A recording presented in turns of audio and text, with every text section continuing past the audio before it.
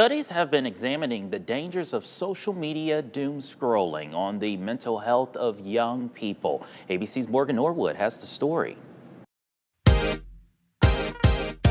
18-year-old Reason Tisden knows the struggle of social media all too well.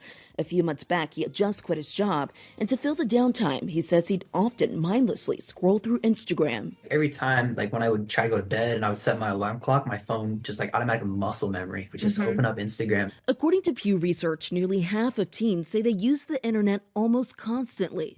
Social media can be a perfect storm where it gives teens emotional, novel content and at the same time bypasses their ability to realize they needed to start their homework or they needed to sleep. In fact, 42% of parents are sounding the alarm about their teens wasting too much time on social media, and 28% are concerned about the toll it's taking on their mental health.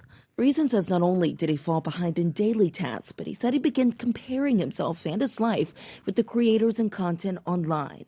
I would just feel depressed every day, like I just wasn't enough. As the pressure mounted, his mom, Sarah Grotto, a licensed counselor, started picking up on signs of possible depression. I did notice that his little pep was starting to diminish. The way social media affects teens differs. Dr. Dave Anderson of the Child Mind Institute says research shows that most teens do not report having a negative experience on social media, but there are teens who are more vulnerable. Teens who already have a mental health diagnosis, teens who might be prone to anxiety or depression or concerned about their own body image, these teens constitute a vulnerable group. Sarah says she and Reason started talking openly about his algorithm and the content he was viewing. That's something that we also talk about is when to catch it, when it's starting to influence how we're feeling, and then taking a break. The biggest point we make to parents is they need to also be considering are the things they need to make time for. So are they making enough time for academics, and are they making enough time for in-person or real-world social experiences?